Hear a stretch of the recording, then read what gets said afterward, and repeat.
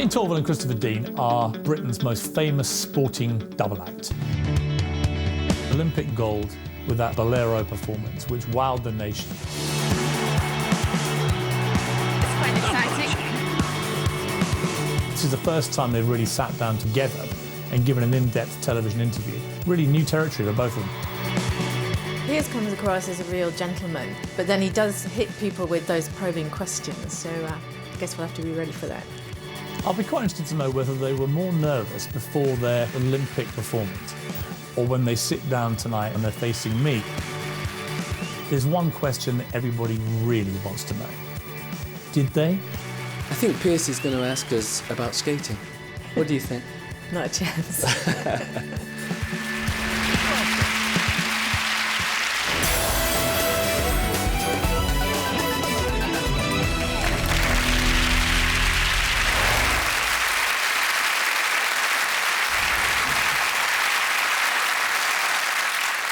Jayne Torvill, Christopher Dean. I feel like I'm sitting down with Morecambe Wise or Lennon and McCartney, Fred Astaire and Ginger Rogers, because I've never interviewed a double act before. But you don't do many in-depth interviews together like this. Why did you feel now was the time? I think we thought it was an opportunity to tell our life story. People see us on the television more recently in Dancing on Ice, and you just see those little moments of training, but you don't really get to know us as people. Chris, how long have you been together as a partnership? Trying to work this out the other day, actually, and we have skated together for 38 years. Have you really? Yeah. Amazing. I was trying to do math the other day. How far that is that we've skated, and I figured it's around 250,000 miles, so 10 times around the world. Is that what it is? Something like that. When you work that out, I mean, how does that make you feel? Old. No, we were only 5 when we started skating together. Oh, right, I'm sorry. Jane's got a stage age. Who's the boss? I mean, is there a boss?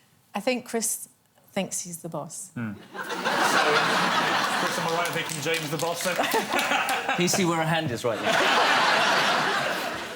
Do you ever argue? I mean, have you ever had spectacular rows? We've had arguments, but we have less and less nowadays, because we get to a point where we're perhaps a bit tense with each other, and we kind of go, oh, I can't be bothered. It'll take too long, too much energy. It's a wonderful thing, isn't it? Yeah. Well, I thought it'd be quite fun to treat you almost like a married couple and ask each of you about the other. So, Jayne, let me start with you. How would you describe Chris to a stranger? To a stranger? Like a blonde prince. He's very focused and intense, but he does have a sense of humour as well. If you look for it really closely. What's his single most annoying habit? Oh, he always wants to be on time. And in fact, he's always early. So if it's 9 o'clock, he's there at 2:45, and then he's looking at his watch at 1:02, or he'll call me, where are you, where are you? It's not 9 yet. Once we were in New York, and we were meant to meet up at a certain time, and I was shopping, and I was late, and he called the police. He thought I was in the hospital. And I laughed when he told me. He was furious. What was going through your mind? She shouldn't have been that late. It was New York. It's New York. What did you think had happened to her? Well, anything could have happened in New York, couldn't it? I mean, she could be mugged, she could have been abducted, she could... Like Mr. and Mrs. this, isn't it? All right, Chris, let's turn to you. Describe Jayne as if you were talking to a stranger about her. I'm really close, by the way. I know. That's good, I can tell already. The honest truth is, and it's going to sound cheesy, but in my eyes, she is everything I would want her to be. She is...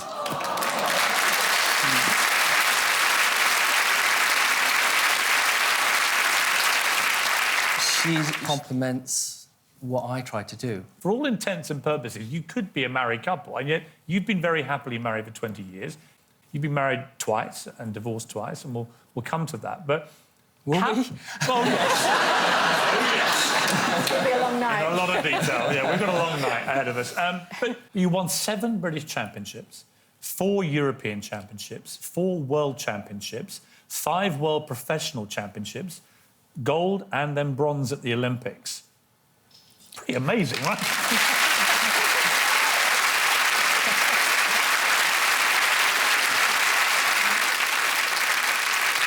You also, like all great sportsmen, you are a bit weird. So you have these weird little things that you do. Jayne, you had... Oh, God. These. I know, look at the state. The lucky socks. Look at the state of these. These were socks I wore in every major competition. And because we were performing night after night, I had to wear them. And they just disintegrated to the point where one of the wardrobe people put a new pair of socks inside because they said, can we throw them away? And I was like, no. And then You still use these? No, no. I'm over it now. But I was carry be them? holding them if I were you. Hey, Krista, you had a slightly more, I wouldn't say embarrassing thing that you did, but you used to Personal. wear a pair of lucky pants. Yeah. Did you always wear these lucky pants, or did you ever For a long time. fly commando on the ring? Competition. No, you can't fly commando. When you stop, other things don't. So you, you have to wear something that I've always keeps wondered. I bet you've always wondered, right? No. Let's take a look back at how you became the most celebrated ice dancing couple in history. Torvill and Dean, Britain's most famous and best-loved sporting double act. Torvill and Dean are legendary. You say that name, you know them straight away. Torvill and Dean, it goes together like salt and pepper. Marks and Spencer's. Egg and chips. Stair and Rogers. Batman and Robin, they come together as a package. In the 4 decades Jayne and Chris have been together, they've won the hearts of the nation with incredible skating, culminating in an Olympic gold medal.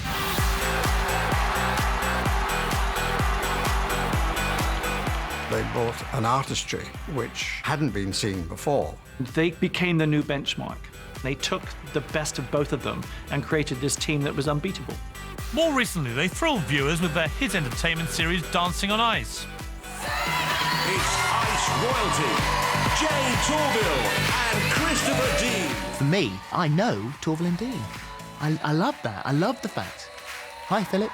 It's Torvill and Dean. But along the way, they've suffered their fair share of controversy, a surprise bronze at their comeback Olympics, marriage breakdowns, and the constant scrutiny of their own relationship. If I had £1 for every time someone asked me if they were an item, I would be a very, very rich man. It looks like they are meant to be together. It added to the mystery of it all.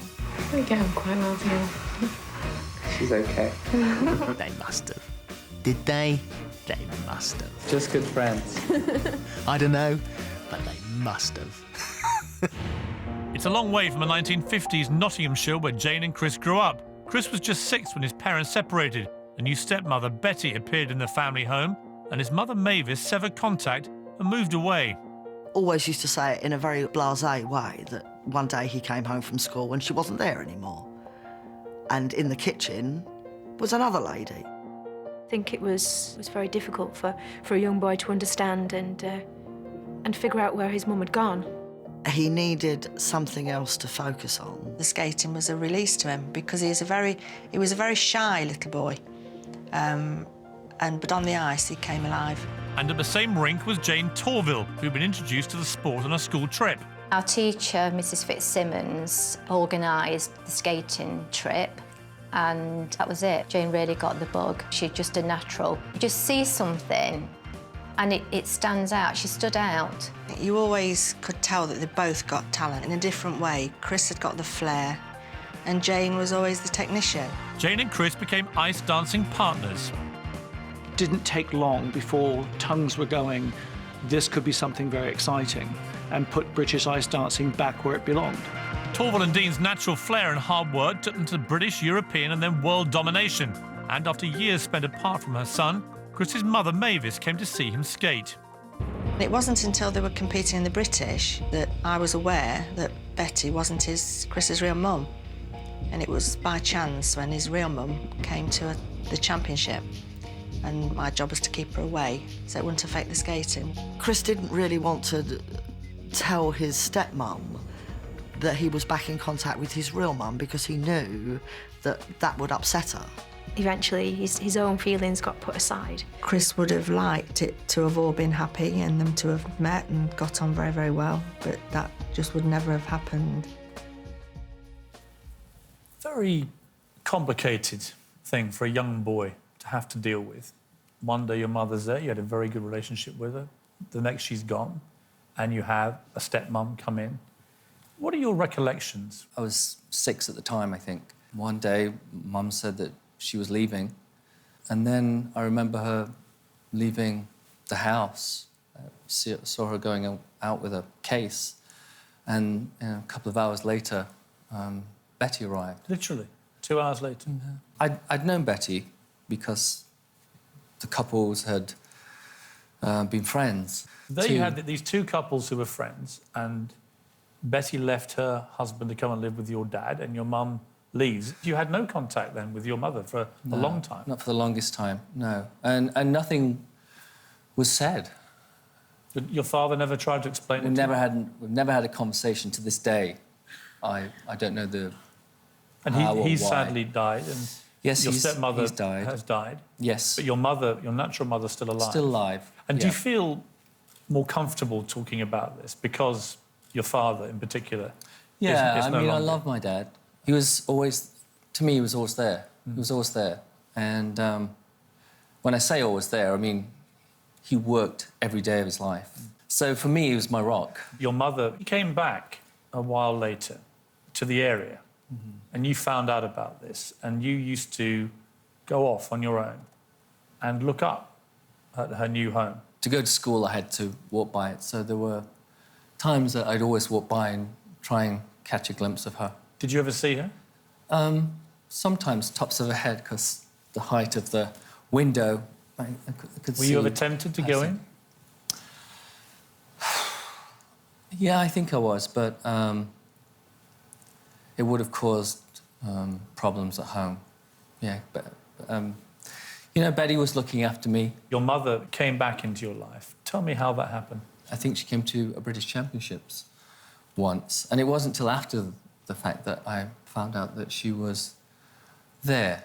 And after that, we started to communicate, saw her a few times. Had she ever explained to you why she did what she did? No. Have Not you ever yet. asked? No. Do you not want to know? To me, it's in the past. I think all the events that have happened to me have made me the person that I am. And I think the one thing that it most probably did, it made me an independent person. And I think that then made me a stronger person. And then out of that became the determination. Because I think as a kid, I might have been a little bit spoilt. Nowadays, I know my mum will come to the studio to watch some Dancing on Ice, and occasionally I'll look over there and stuff is happening on the ice, but the only place she looks at is at me. She doesn't take her eyes off me now. I think she wants to make up for all the years lost. Do you think you'll ever get closure, though? I don't want to labour this point, but do you think you'll ever get closure unless you have the conversation?